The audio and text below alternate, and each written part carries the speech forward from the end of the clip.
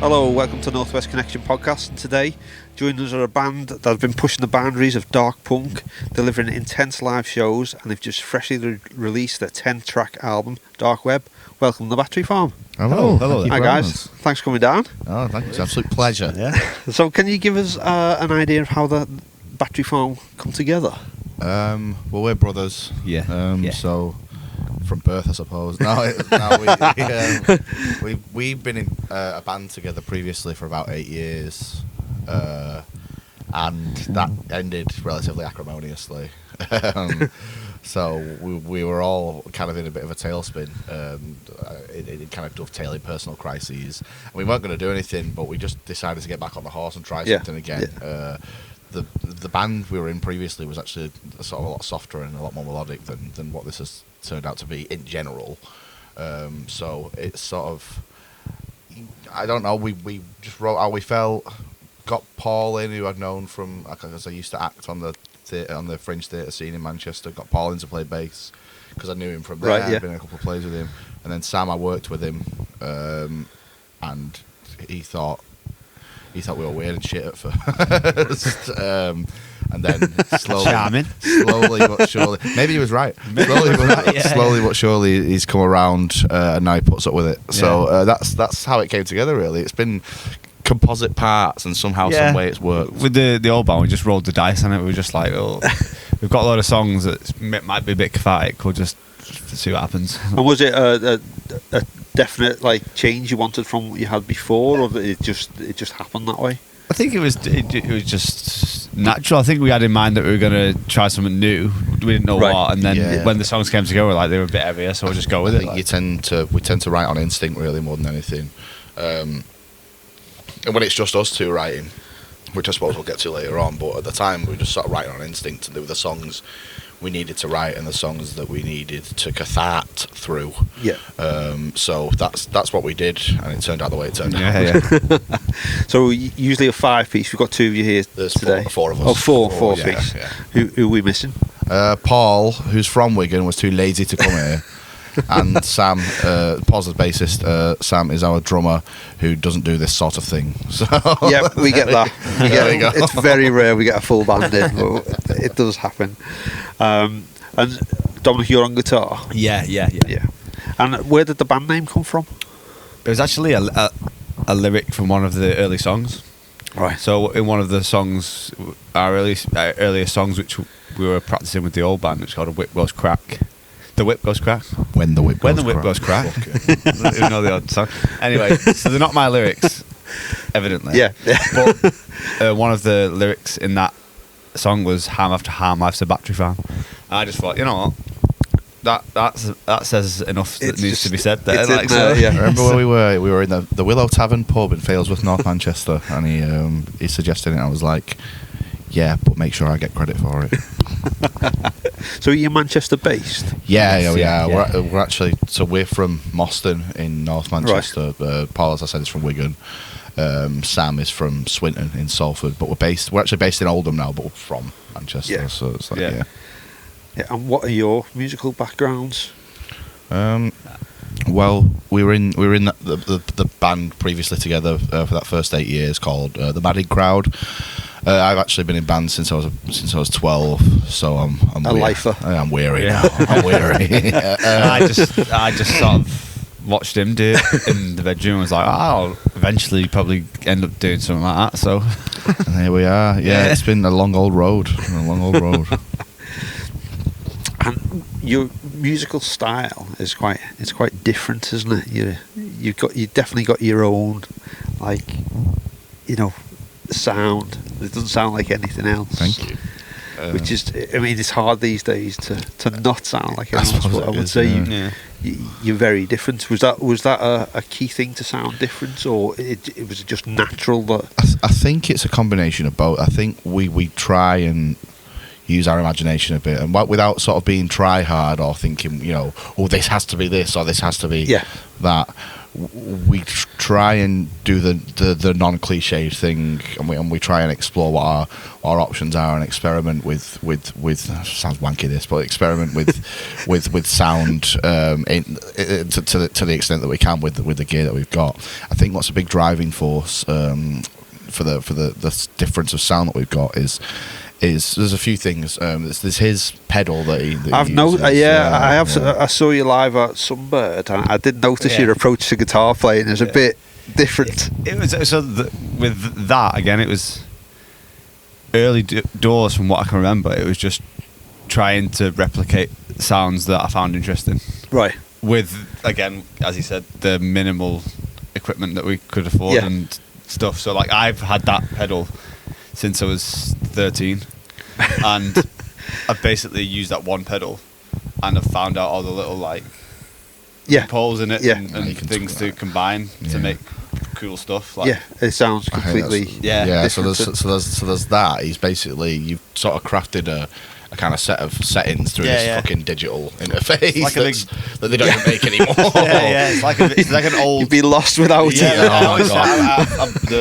I've got two. The first one, I broke. The original one broke, so I had to get one off eBay and then repatch it in the same way. It took me ages. Yeah, and then the other thing is as well. Sam's a really hard hitting drummer, which sort of helps drive things along. But Paul is not a bassist primarily. He's right. And he doesn't necessarily like heavy punk. Yeah, music, he's not really like right. So you'll hear on sort of Dark Web and perhaps a couple of other things.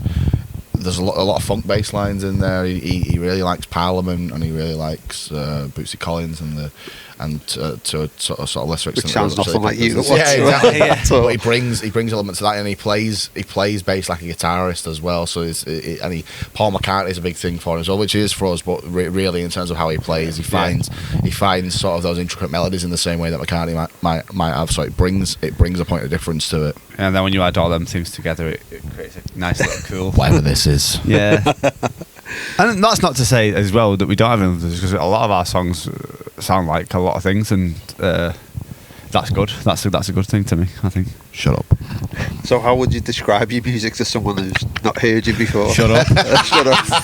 Sorry. We had one man say, who said a chair. Chair? I said, what? Yeah, they said a chair. A chair? Yeah. All right. It's the worst question in the world, because people ask you, like, for example, if you're at work and you feel really uncomfortable answering the question to some random guy at work who doesn't care. Yeah, you say it sounds like Sex Pistols, but then it doesn't sound like that. It sounds like, you know, like The Clash, but it doesn't fucking sound like that. So, you know, like Nirvana, but like just you tell them something they know. But I guess it's dark. I suppose you hit it first. It's dark punk, really. We've talked about it in various sort of shifting terms as we've gone on. It was started off as we called it gutter punk, which we stole basically that term from our friends Bone Shake. Industrial punk I went for a bit. I couldn't look myself in the mirror after saying that. We've kind of settled on doom punk, so I can't look myself in the mirror after that one. Nothing wrong with that. It's because it has got that sort of doomy element to it. There's an element of goth to it, and industrial and all these kind of things that come to it. So it's for want of a better word, it's a doomy sound we've got, and it's an apocalyptic sound we've got, and it's heavy in places and it's tender in places, but there's always a jagged edge to it and a sense of urgency about it. And lyric-wise, it seems to come across quite punky as well. You know, it's very of our time now. You know, there's angst there, which not many bands seem to bring across, but you guys, you seem to have that punk and the attitude of, you know, we've got something to say. Thank you. Is that's obviously purposeful, you know. Yeah. As well. I think as a lyricist, you sort of write. I don't know. I just use it to I use that word. I use it for catharsis, and I use it to not leave a mark, but leave some kind of. This sounds grand again, but leave some kind of document of the anxieties of the time, and kind of document my way through it. Dark Web really is kind of an internal monologue set to a backdrop of the time of collapse that we're inhabiting that Yeah. is ever intensifying. Which obviously has happened in music, you know, throughout Yeah, the decade. of course. So it is important that, you know, bands put this down. Yeah, and I think it's just, I've always just written from my own perspective and my own fears and my own anxiety. Like my overriding emotion at the moment is fear and anxiety, and that has been sort of the thing that's informed a lot of my writing, especially in The Battery Farm. It's not to, you know, I try not to sloganeer, and again I try to avoid kind of cliches with it. And the best way of doing that is really just trying to purely put across an undiluted perspective on it that is entirely my own. So, what are your musical influences?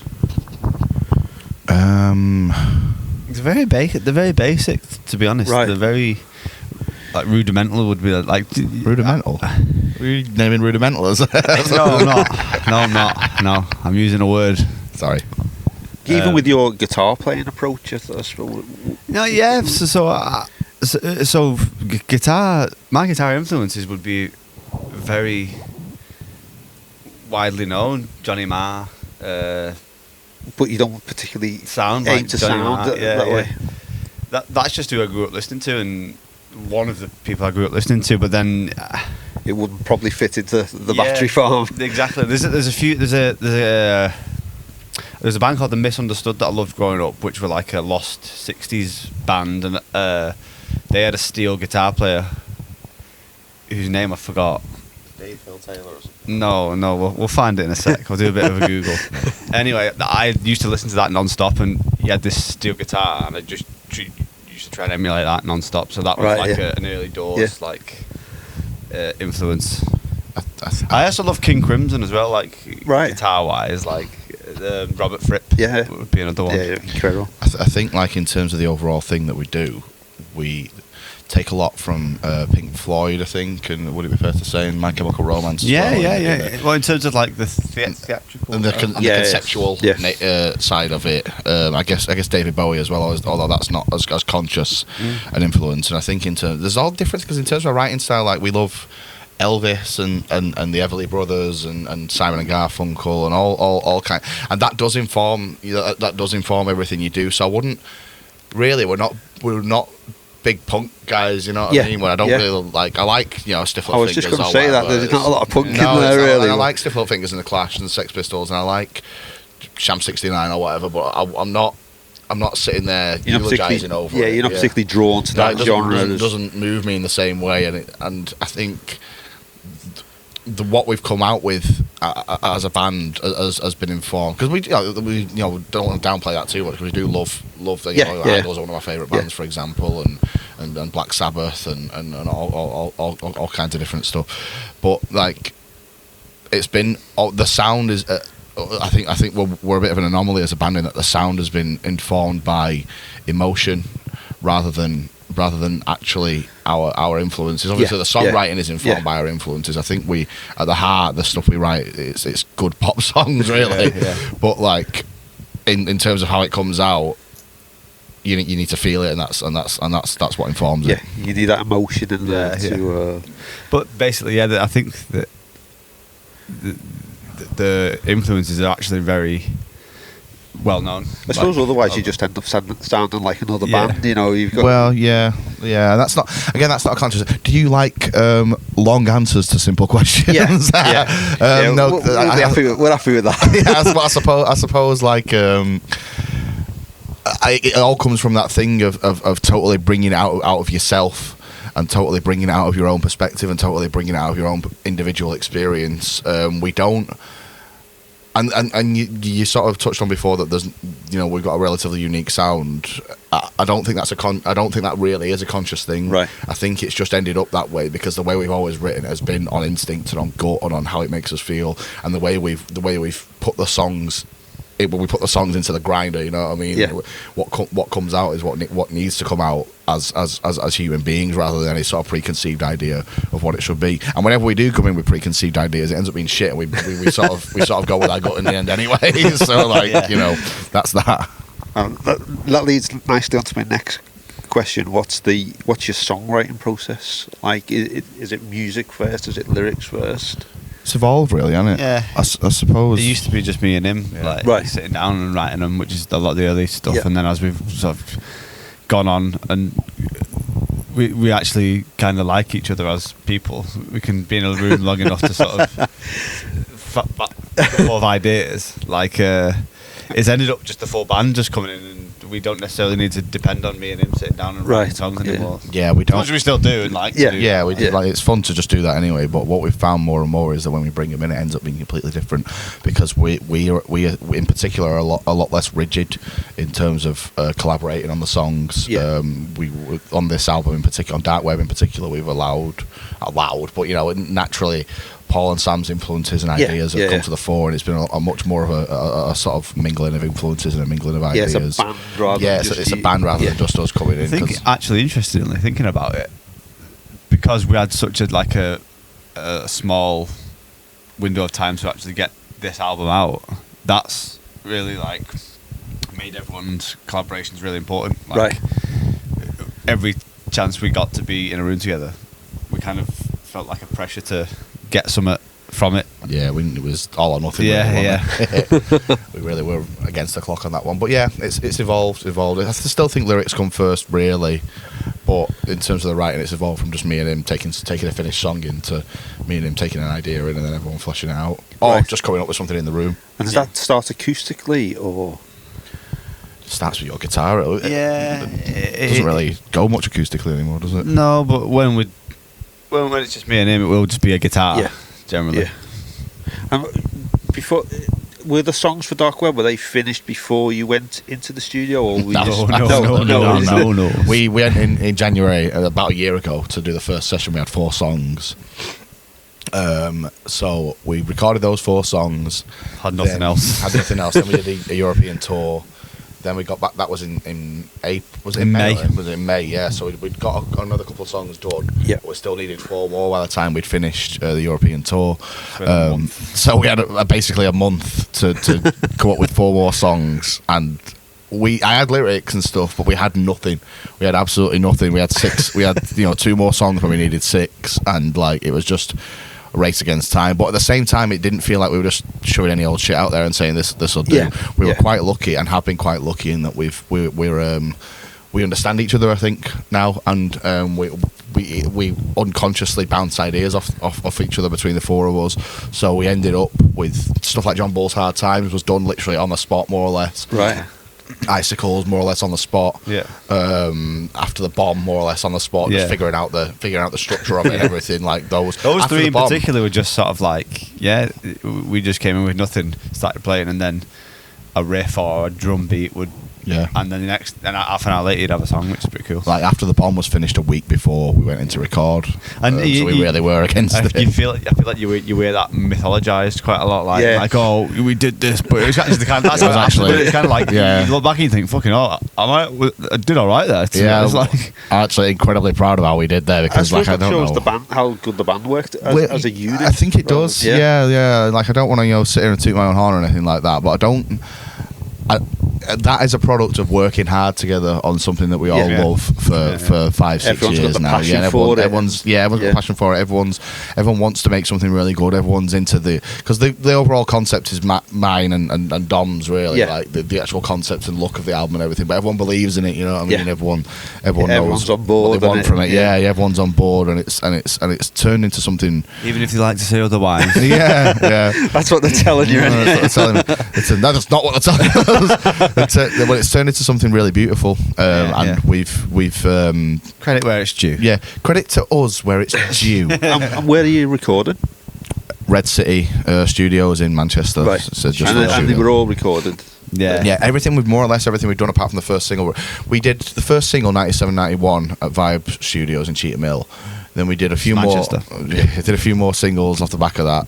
But then they were shite, so we re-record. But then they ended up on the first album, Flies, but they were re-recorded completely. We did Right. everything that's in the public realm now, apart from the first single, was recorded at Red City. Yeah. And we've worked with Dave Radad Jones, the producer, every single time. And as that relationship's developed, it's become again, he's been developed more and more of an understanding of what we need and what we want, and more of an understanding of what our ideas are, and you know, he contributes a lot himself in terms of ideas. So it's that's what you need, isn't it? That's exactly a good what we relationship needed. with a producer who's going to. We're lucky to get that as well. I didn't think lucky to we'd get that. Get that. But Especially when you're coming into the studio and you're still relatively shaky on these new songs that are about a month old. It was really, really helpful to have that relationship.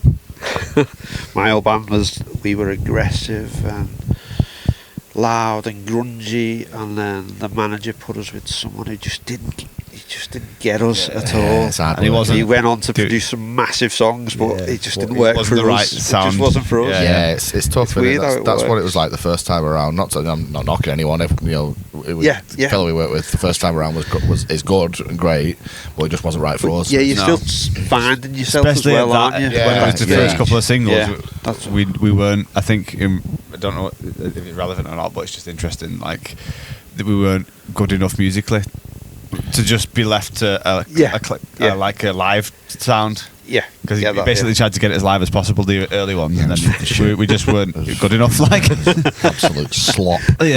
Slop going on there. So, do you have any specific roles beyond the music with the band, or is it just you two on the creative side of like? Really. With your socials, I do the socials, and I do all the emailing and all the admin, and book the gigs and book the tours. I tend to do the artwork where I can and stuff like that. Like you do all the album artwork. And the videos where I'm allowed to, because usually the people who record the videos want absolute control on that. You put little flourishes in there. Don't you? Try and sneak my own. So you're onto your live performances now. I was looking to see you in Sunbird. You're, energetic and intense. It was a show, and that's what I particularly like. I like to see a show when I see a live band. But what's your favourite show so far that you've done? Oh man, there's loads. There's been a few, to be fair.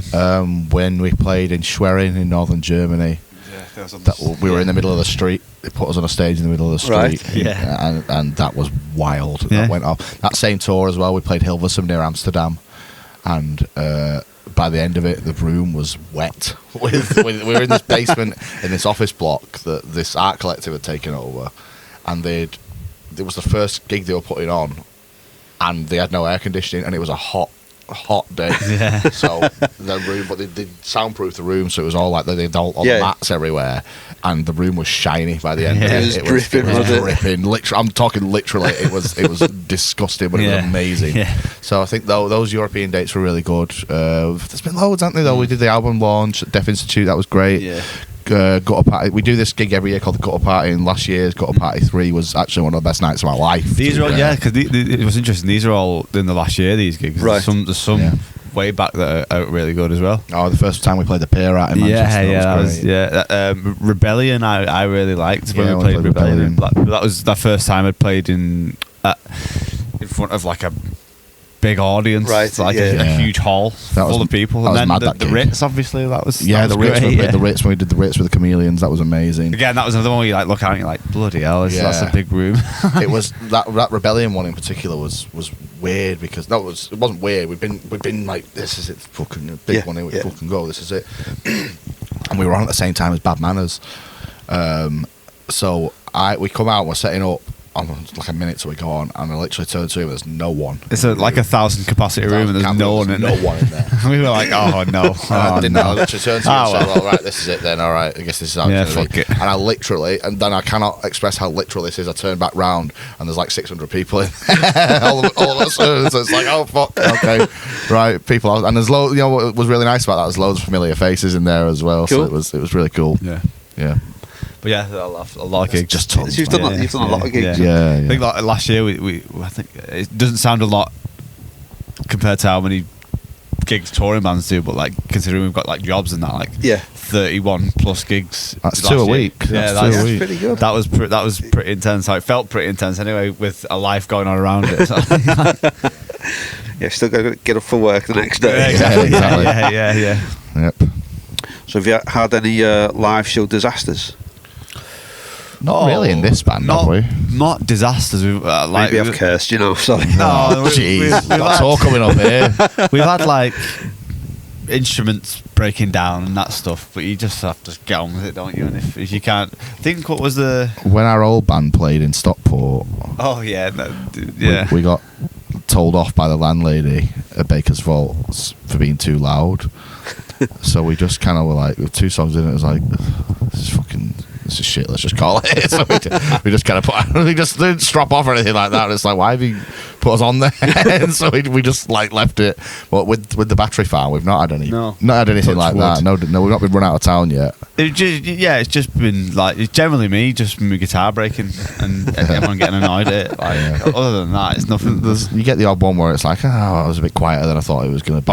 You just weren't feeling it. Yeah. You know, especially if you're playing that many shows as well, I suppose there's always some. Yeah, you can't win all the time. You can't win them all. Do you have any pre-show rituals before you go on? Shake in a corner and hope for the best. Like Paul and Sam seem to go for a McDonald's or a chicken together. Going for like a romantic meal before every gig. It's like that's going to lay. It'll lay heavy on you. That. You just piss off and then just like I can't imagine. I don't eat before I have chippy and then come back and play a gig. It's you'll die. You'll die doing that. So I don't really have a ritual, but that seems to be theirs. Go off and have a meal together. Yeah, I just sort of fucking go and keep out of the way and then come back do it. Sweat all over my stage. I'm joking. So what's the dream venue or festival you'd love to play? Glastonbury.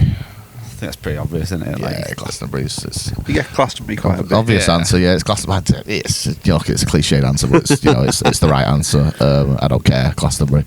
We actually nearly got on it a couple of years ago. They're doing a thing called the Williams Green stage, and I emailed the stage directly, and he was like, "Yeah, if we are doing it next year, you'll be on." And then I had to email to confirm, and as you can probably imagine, they weren't doing the stage, so it was like, cursed it, didn't you? Yeah, well, you don't get. True that. So Glastonbury. Anywhere else? Sorry, it's boring, but like Madison Square Garden, mate, in the Hollywood. No, we get that as well. No, like if we're talking realistically, you never know. But like if we're talking sort of within the realm of immediate possibility, I'd love to play the 100 Club. Yeah. I've always wanted to play the 100 Club. I think there's nowhere in town. We played the Ritz. That was the one I really wanted to play, like in town, in Manchester. I don't know. Can you think of any?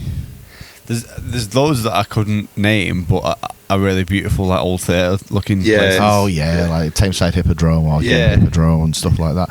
But also, I like the idea. I've always loved the idea of putting a big gig on at non-league football grounds. Like I'm a big non-league football guy. King's Arms was one that I'd always fancied playing. Where we played last year, we played in Manchester, and that's basically the King's Arms is a really old pub, and it's got like a theatre in the top, in the attic. Wow, that sounds and cool. It's like.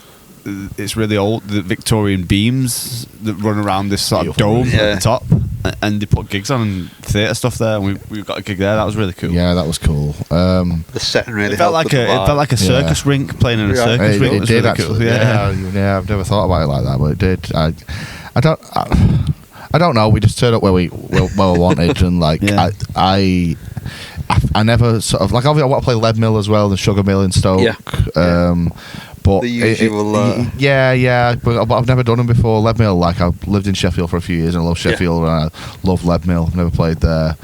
There's just loads, but they're all really boring answers. Like it's just there's loads, but I'm not driven by the venue as such. Do you find the crowds in different cities are different? Because you've done a European tour and you've done quite a few gigs. Different countries, weirdly are. Yeah, you find that. I feel like, based on our like experience and the crowds that we've got so far in the UK, it's pretty uniform, right? In terms of like the response. Depends. Hull is different. Hull, I guess. Hull is different. But I mean, you go to places like Scotland or Germany, and they're just mad. Like, yeah, like the Netherlands. I think it's a cultural thing. They really appreciate you being over there. Right. I don't know, bitch or moan or anything, but I don't think you're appreciated. I don't think you're appreciated as much or they're not as excited. You know what I mean? I don't know Yeah. if it's No, we've had a band say this before. If someone's just nodding their head in the UK, That's like, they're having yeah. a good time. Yeah, exactly. Okay, Yeah, yeah. okay. If people are a Yeah. bit more reserved, I think weirdly,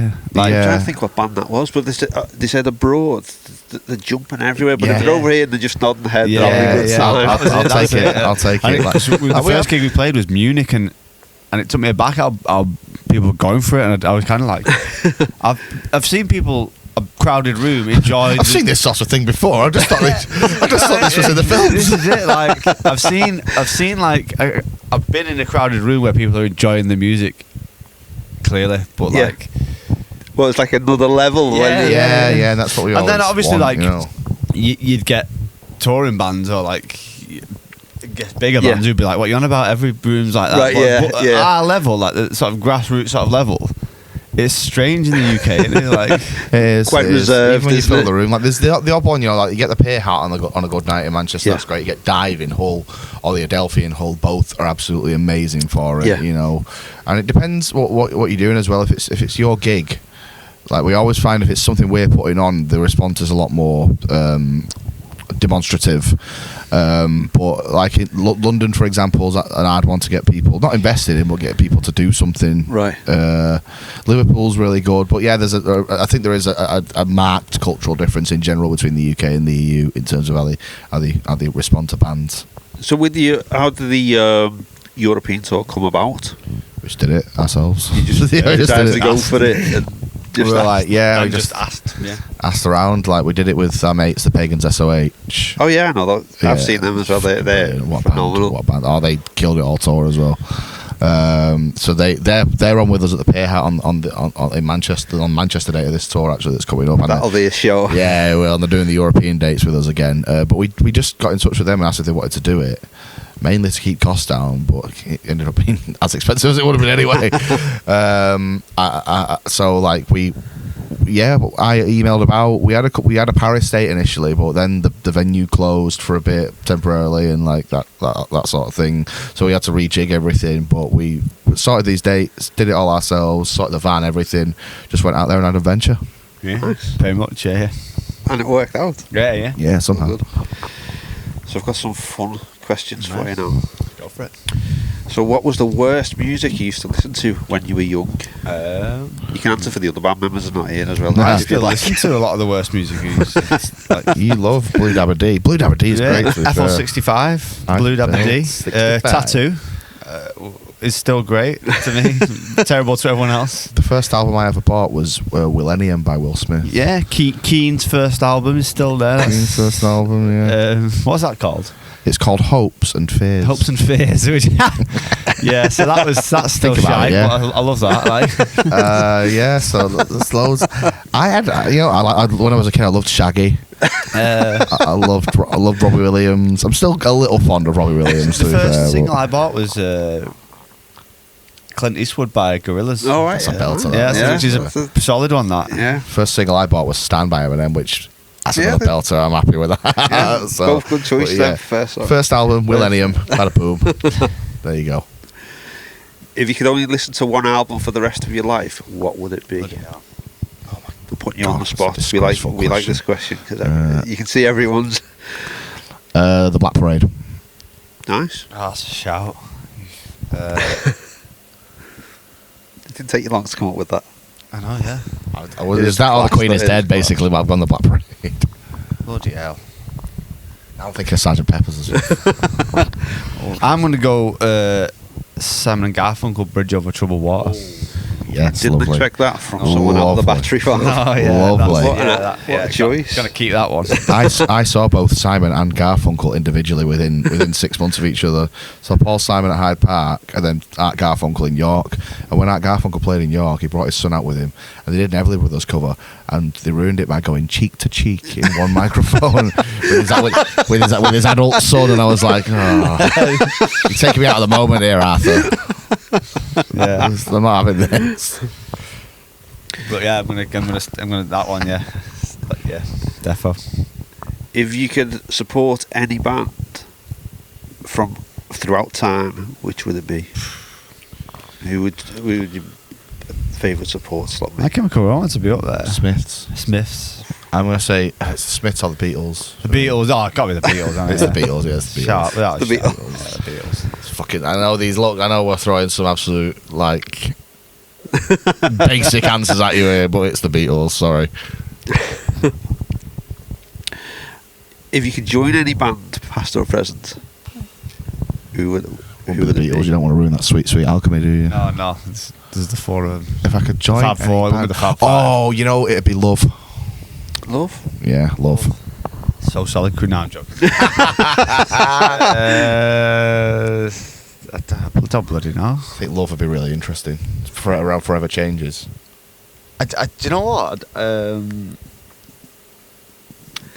What's that? It'd be an instrumental band of some sort. What's that band? Flag. Mogwai or something. The Flag. What they called?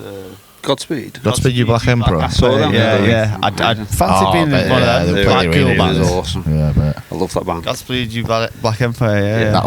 You could you'd fit in there Yeah, with your that's what I style. mean, you know what I That'd mean? work. Like that's That'd work. yeah. Yeah. Nice. So, tell us about your latest album, Dark Web. Yeah. So it's 10 tracks, Mhm. and how long have you had those 10 tracks for? Not that long. Right.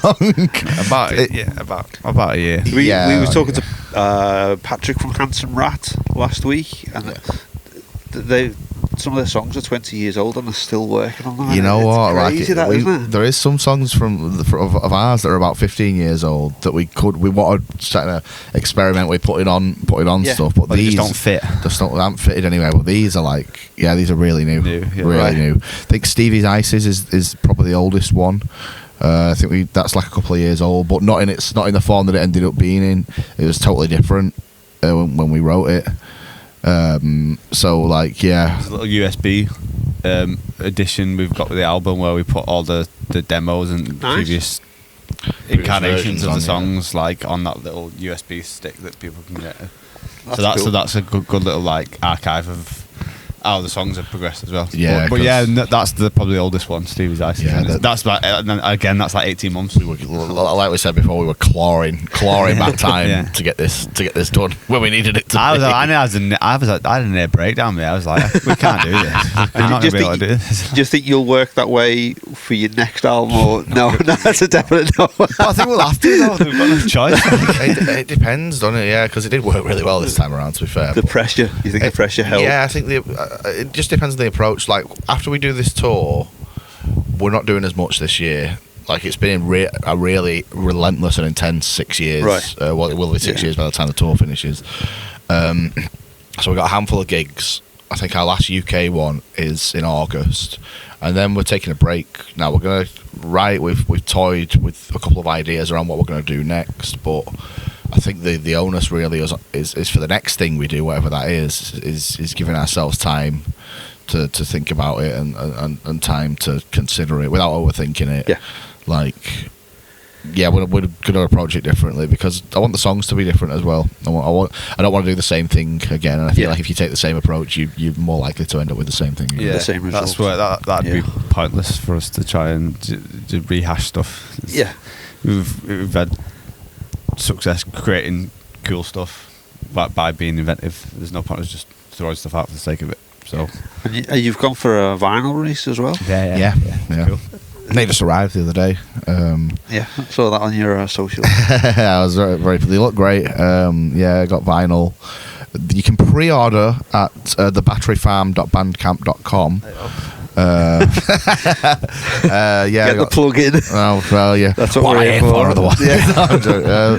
So yeah, it's 12-inch. It's a lovely eco cut, which basically means it's made from offcuts of other records. Nice. So every Yeah. single one is completely unique as well. A pattern on it because it's all different colours. Yeah, I've that have seen been bands put in doing. I there. think Idols did that. As Yeah, it's cool. It's a really good idea, and the sound Yeah, it's really sounds cool. great. It doesn't affect the quality or anything like that. And you are giving someone literally a completely there's not another one like it at all. Like And the was that presses. part of the conception from the start? Was that No, it was just for cost. It was just a cost thing. I mean, the vinyl thing, was that something you oh, always wanted to do from the start? yeah. Because we had for the first album we had a vinyl, but we always wanted to get them out on vinyl. Right. Yeah, we always, if we're going to put something out, we want to go all in on it. Right. This is the biggest vinyl run we've ever done as well. Like last time we had a run of 30 pieces. This time it's 100. So, yeah, if we're going to go in, we might as well do it wholeheartedly. Why not?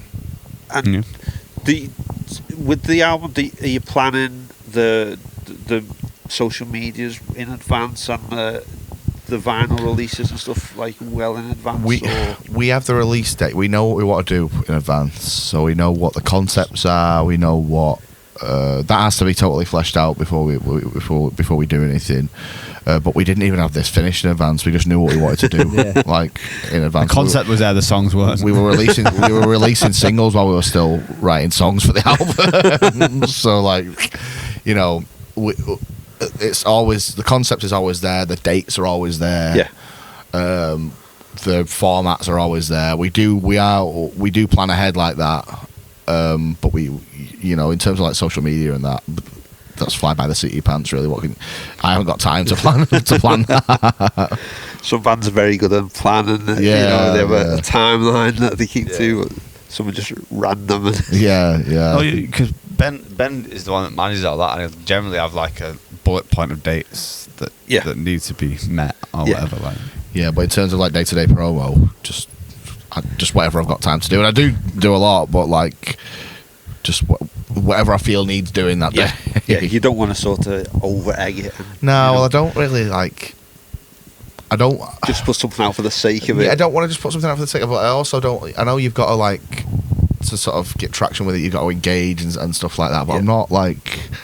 I'm not a TV presenter, you know what I mean? I'm not. You're a musician at the end of the day. Well, I do. You know, I'm also conversely, I'm not one of these people who thinks I'm there for the music, man. I love everything about being in a band. I love the imagery. I love, you know, I love putting Easter eggs in there and having meanings and having wider concepts and creating worlds around it.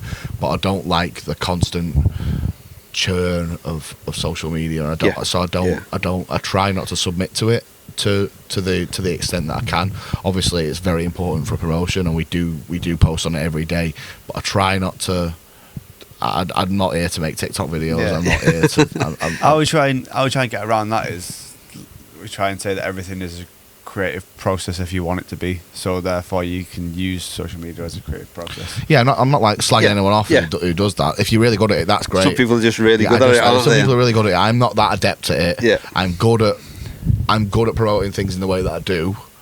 I'm good at getting us out there in the way that I do, but I am not good at being a content creator, you know. And did you specifically want to put an album out rather than an EP? Because EPs seem to be the thing these days. Yeah, no, like 4 to 5 songs. We've always been enthralled to the idea of the album. Yeah, definitely. Yeah. It's our thinking is relatively old school in that sense. I like the album as a piece. I still romanticize and love the idea of the album as a world unto itself. Likewise, each song needs the last one, you know. Right. I mean? And as a part of the album, each song has a different context than it is just on its own. So yeah, it was always going to be an album. I think even on EPs though, we try and do that, like just create their own little world for them. Everything we release, we try and sort of do just something. Not try to do something interesting, but just try and have fun with it and try and experiment with it. There's so much you can do with the forms, so you might as well just go at it if you want to. Yeah, exactly. Well, thanks for coming down. No worries. They've got tracks on Spotify. The album's on Spotify too. That's right, yeah. You can pre-order the vinyl on Bandcamp, which is called The Dark Web. Thanks to the Battery Farm for coming down. No, thank you for having us. What a pleasure. Cheers. Thank you very much. Thank you. Cheers, bye.